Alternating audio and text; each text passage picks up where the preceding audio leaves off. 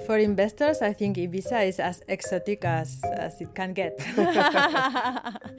Emerging markets, insurance, space. Take me back to day one.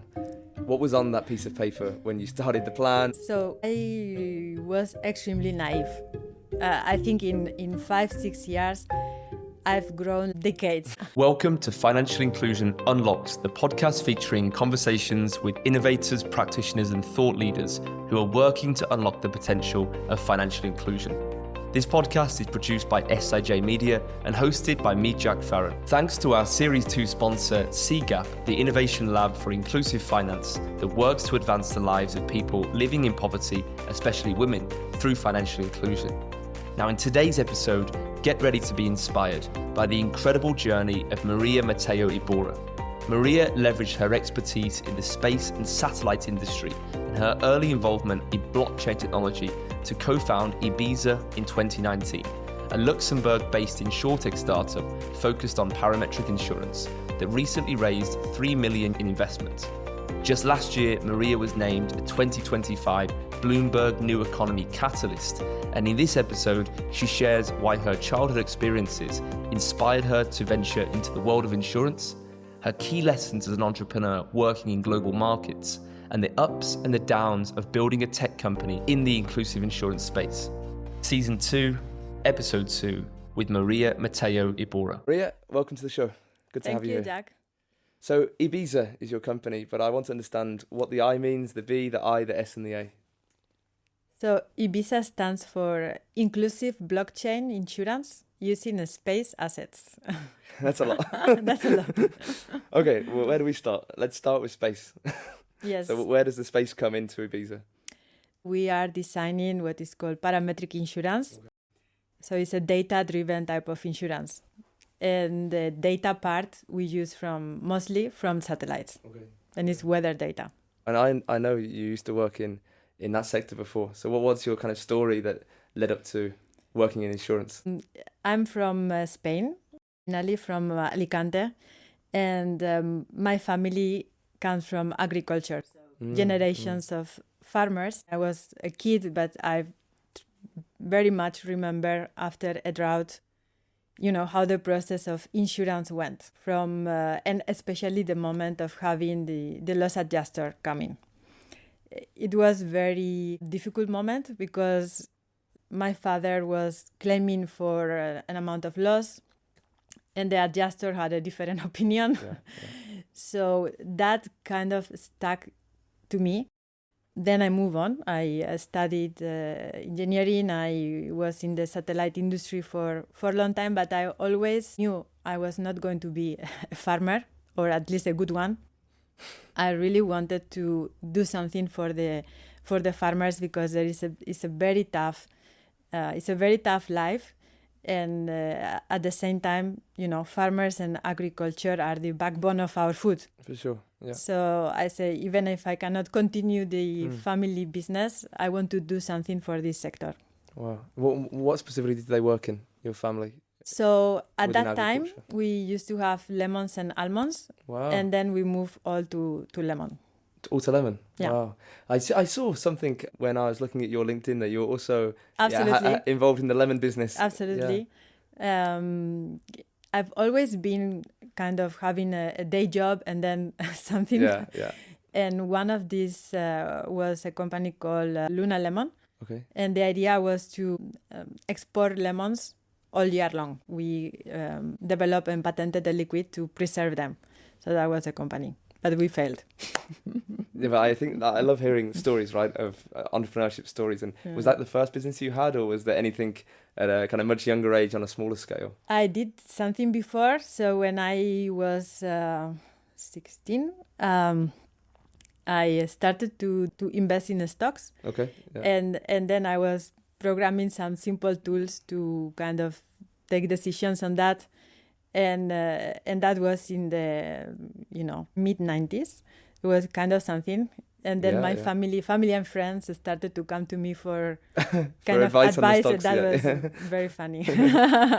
Really, really cool. So when you were in the satellite industry, then you mentioned like insurance. You were just didn't really get out of your mind from that past experience, and then thinking how you can also apply a solution to help farmers. So how natural did you come to that decision that these two worlds could collide? At some point, I saw very clearly that the satellite, because you have, during my work at the satellite industry, I almost did most of the time in emerging markets. And you know that satellites are key to enable services in emerging markets because the infrastructure is not there. A bit the same with insurance. In Europe or in US, you have a lot of data and you can build insurance on this data collection. But in many cases, there is no more insurance offer in emerging markets because of lack of data. However, with satellites, you have data from everywhere, no matter how remote. So I really thought, okay, with satellite data, insurance can be one of the sectors that it can definitely evolve and support the availability of insurance in emerging markets, remote, village. So did you then move into the insurance sector to get an idea of how it works, or is that the birth of IBISA? The birth of IBISA was, first, of course, I realized that I had no idea about insurance. So the first step was, okay, I want to do it, but I don't want to do it alone, let's say. So, I was already in Luxembourg for several years. And in Luxembourg, you have the kind of micro insurance network, headquartered there, and other stakeholders that are in inclusive finance. And they connected me to one of my co-founders, Annette, that is based out of the Netherlands. So I went to Breda to meet her. And she was very passionate about the idea. So she kind of joined immediately. And also one, of course, important component of IBISA is the technology. So I was pitching at the University of Luxembourg and in some technical kind of gatherings like around blockchain and satellite. And this is how I found my other co-founder, Jean-Baptiste. He's an actuary from France, but he's definitely passionate about technology. So for him, mixing insurance, which is a very traditional business, for sure, with high tech, it was something that was the kind of the motivation for him to join.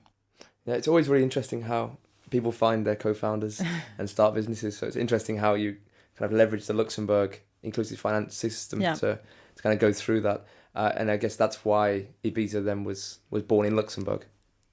IBISA was born in Luxembourg because I was here, he was there. But I think over time, we have seen, the benefits of the Luxembourg ecosystem in the inclusive finance. So Luxembourg is very much into finance. And over the years, the green finance, inclusive finance, this is something that is gaining a lot of importance in the country. Okay. So Jean-Baptiste, Annette, and yourself, you agreed to start, and the idea was parametric insurance for smallholder farmers. So take me back to day one. What was on that piece of paper when you started the plan, or the kind of first chapter of that business plan or strategy? So I was extremely naive. I think in 5-6 years, I've grown like decades. At that time, we were quite naive. And first, we were too much focused on technology. And over time, technology is important, but we defocus a lot. And it's a lot more, understanding the needs of the market, talking to our partners, being really relevant to the needs of in a particular place, in a particular time. Yep. So at the beginning, we were a lot more techie. And also on the plan, we thought things will happen much faster than it really happened. But I think you need this craziness to start. You do. And so 2019, what was kind of happening in the space in terms of like competition, or were you really looking at an open market? It's evolving, but I still think that it's quite an open market, especially on the micro and inclusive insurance. Yeah. At that time, the main name was, or still is, Pula in Africa. And we were also Like we knew about Blue Marble, but we were also less into the space. Yeah, so I think it took us, I would say, a couple of years really to understand fully the market. Because we were not coming from this market. Yeah. So there was a bit this disadvantage of trying to enter something you don't know. Yeah. And when you mentioned that you were quite kind of tech focused at the start, what were the pilots, or how were you trying to test the technology? Is there a specific country that you chose or type of partner that you said, let's go for this one? Yeah, we were quite lucky because Annette was coming from more the inclusive insurance. So she was working in India before, in Senegal, in Burundi, and in particular in India, she had a very strong relation with a large organization, Dan Foundation. And they really wanted to promote more climate insurance, so they agreed to be our launch partner. Yeah. And we started we were talking about it yesterday, in a small pilot in 3 locations in the south of India. And the way we designed products was also different.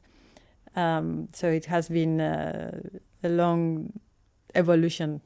It's interesting with that first partner. The same thing for me at Rural Inclusion. You have to select someone that is really patient and willing to listen to your ideas, and as you refine and have that feedback loop and keep testing. So that was Dan Foundation for us. For you. Fantastic. And what was the first product that you were designing in terms of kind of risks that you covered?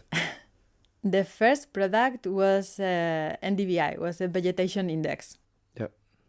About the agriculture to see if there is yield loss. That's sparked a memory for me, because that's the first time I learned about IBISA with the Watchers program, and that was to do with the index, right?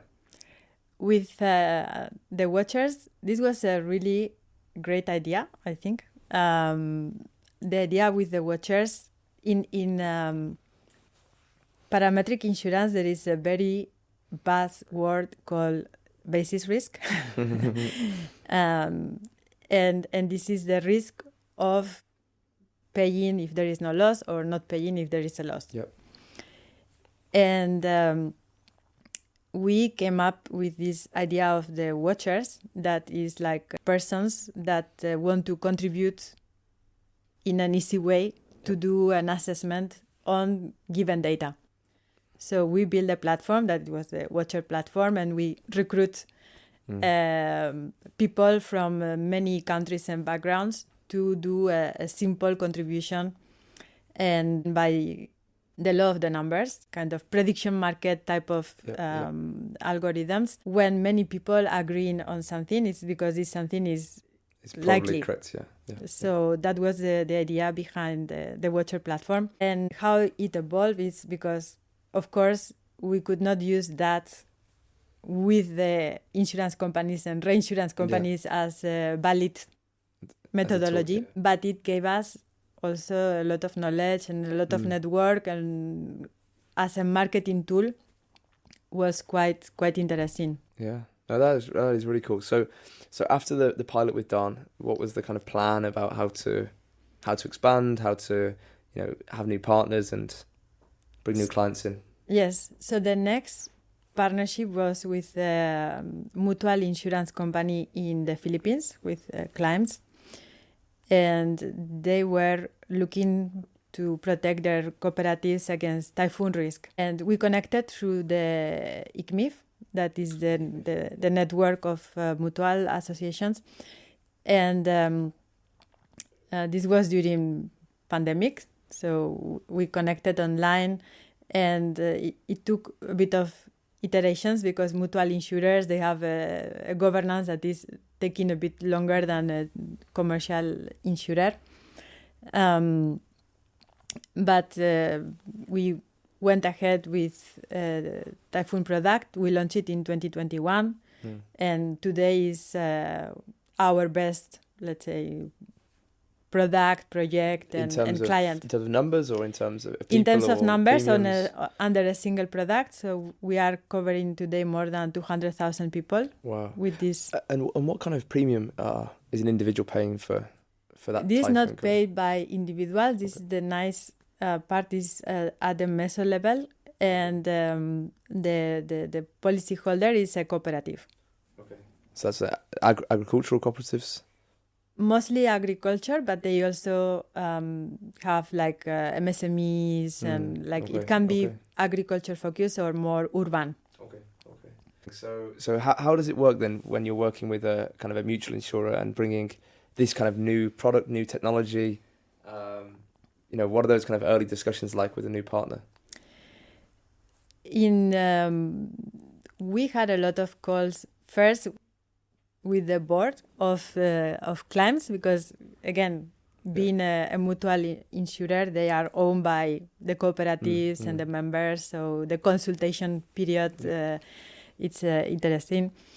And first there was a lot of work on capacity, building trust and building awareness about the product.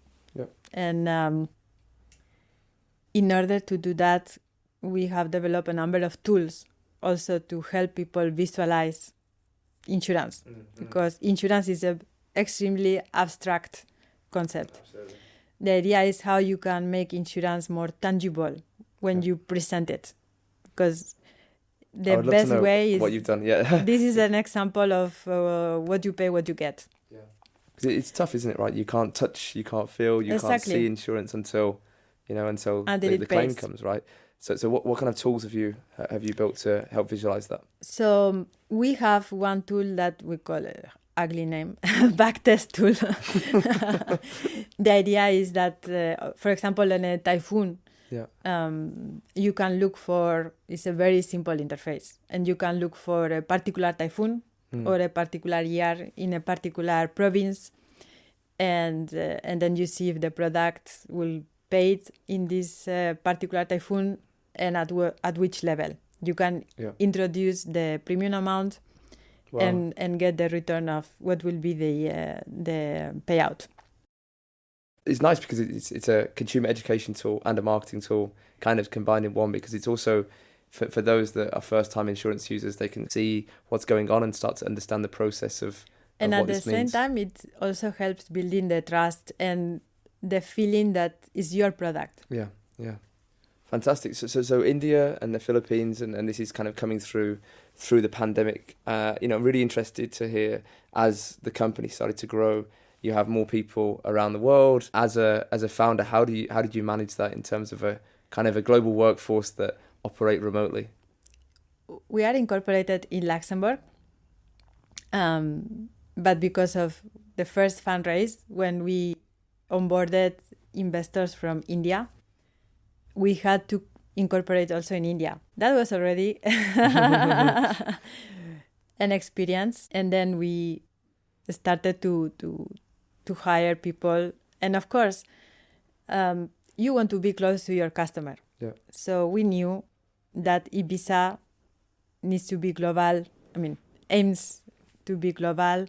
We have this ambition. So today we are 19 people, and I think we are 8 nationalities. So it's really like a melting pot of cultures. Yeah. It's so interesting. My strength was never HR and management of people. And through building and growing IBISA, I came to kind of realize that the people management probably is the most complex part of building a company, and at the same time the most important, because we are the people that builds the company. Forward, yeah. So probably this is one of the key challenges that I've had as a founder, to try to understand, what motivates the team, and each person gets motivated differently. Of course. How to kind of put someone from India together with someone from Ghana, together from someone from Poland, and have a synergy between this diversity. For sure, and especially I guess they don't meet. You don't meet as a team of 19 physically very often or at all. So we try to meet once a year. We try to find a way to meet once a year and do like a small team gatherings here and there every time we can. And during the week we have like a team call. Yeah. We have something very interesting that we call the IBISA Academy, and this is an internal academy for us to, like, for the technical team to share things with the entire group, for the sales team to share struggles with the group, to really? internal capacity building. Sometimes we bring external people to present or to have a conversation. So that's really nice, because as a tech team they're developing certain tools, but then actually to hear the voice of the customer or the feedback, that's Absolutely. Maybe the sales teams and through your partners and MFIs, cooperatives, etc. What about communication? So as you're building this is suddenly something I struggle with and still do to an extent. Is your head down focusing on the business, but then having to communicate through so many different channels about what you're doing. The ambition of IBISA. The projects and the impacts, has that been a challenge in terms of whether that's, external communication through social media or through the sector and various industry associations, etc.? This is a huge challenge to on internal communication, to have everybody completely aligned. We are in learning process. Yeah. We have not cracked, this is the way. And sometimes we organize one way and then we say, okay, we are having too much calls or not enough, or we are not talking enough about the topic. Yeah. So it's always test, adapt, evolve. For sure. And externally, we have never focused a lot on external communication. This is probably one of our missing pieces that as IBISA we don't. We have more the culture of, execute and the word will speak by itself. Yeah. This is not really the good strategy. Yeah. It's a bit our DNA, but I would say we need more stories out there and to do more work on this. Yeah, but then a lot of companies, they have stories with no substance. So they might have a large voice, but actually behind the scenes, not much is going on. So I think still the focus on execution and building reputation that way is smart. You mentioned about your first raise that had investors in India. I believe you had a second raise fairly recently as well. So tell me, as a founder, going through that process and raising for an insurtech that's working on the climate space, but is working in emerging markets. Easy? A challenge? For investors, I think IBISA is as exotic as it can get. You are mixing three segments that are complex. Yeah. Emerging markets, insurance, space. So find the needle. It's very complex. One of the things I've worked a lot is on how to simplify the story of IBISA, because you need to be simple, understandable. Yeah. And at the beginning, I had no idea of fundraising. So you knock a lot of doors. But I think what I always try is every time I have a conversation with a VC, to get something out of this conversation. It's knowledge about who could be funding this, a warm intro, feedback on the pitch. Yeah. I think it's like as a founder, you will have dozens of or more failed calls with investors.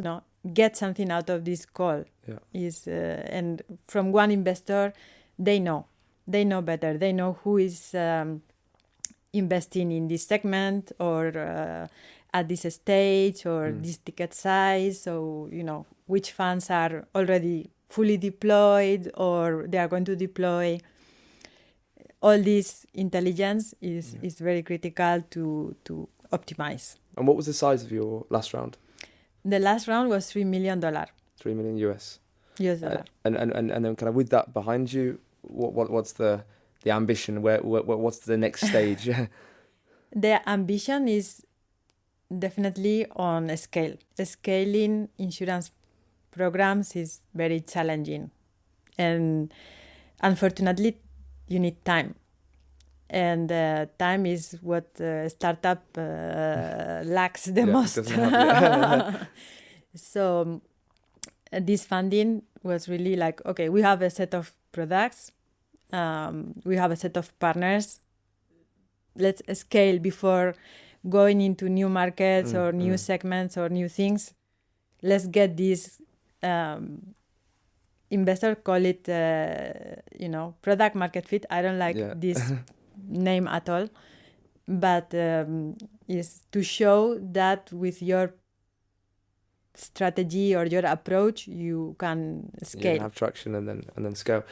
Yeah. And for a partner, a local partner that you're working with, what exactly are they getting from IBISA in terms of the services or the tech, just to have a clear understanding? Yeah. In climate insurance, this is very like a specialty risk, like cybersecurity or pandemic. It's not a knowledge that sits at the local insurer in most of the cases, or it requires to have the actuarial knowledge, the satellite data, and all this. So we work as a technical service provider for insurance companies, but we are in between the supply and the demand. Yep. So on the supply side, we work with insurer-reinsurers. So we will do product design and also the iterations with the distribution to kind of make a relevant product. Yep. This product will get validated by insurer-reinsurer. And then on the both sides, for sure, we need to build the capacity on the distribution side. With our learnings in other countries, we also know, what type of strategies of distributing insurance will not work. Yep. We know more that what doesn't work than what works. But it's like... That will help in the long run. Exactly. What are the, in other countries, the learnings, and try to transpose it to the reality of a different market and a different partner. We provide the tools, the platform for monitoring and for tracking the payouts and everything. So it's a combination of the full journey from co-creating product design to getting this product underwritten with a reinsurance capacity. And then during the product life, let's say the operations. So it's a full end-to-end package. It's a full end-to-end package. Nice. And then you mentioned a lot of stakeholders there. So from the local partners, the distributor, the insurance company, the reinsurer. In this space, where do you think, what maybe needs to change in terms of the appetite of taking up climate insurance? Is it at the distributor level? Is it the local insurer, the reinsurer? I'd love to know that. It's not sitting on one. I think it's a more complete value chain. The insurance companies, and I understand, they are afraid of taking climate risk because of how correlated this risk is. Yeah.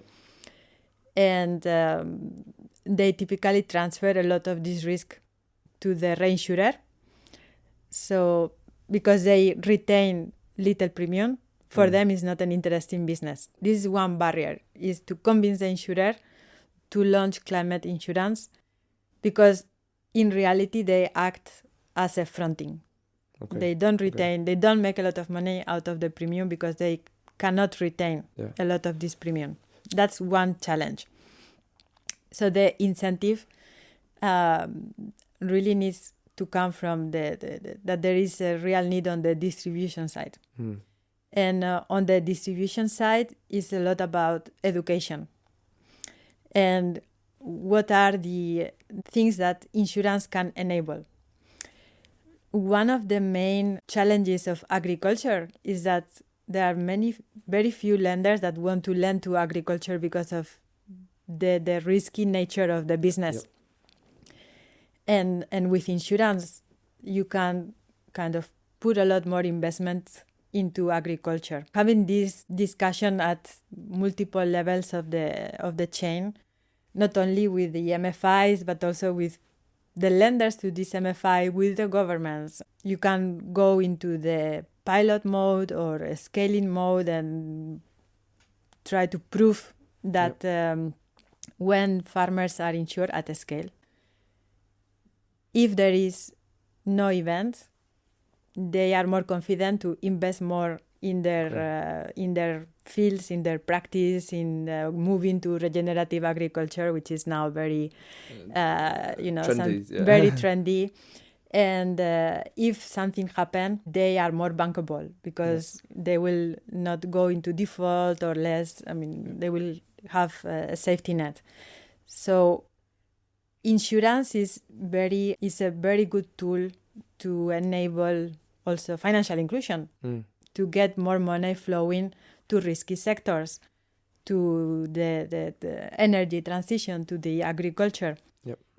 It's just a lack of understanding or lack of sitting with the different stakeholders and solve the problems of today regarding climate.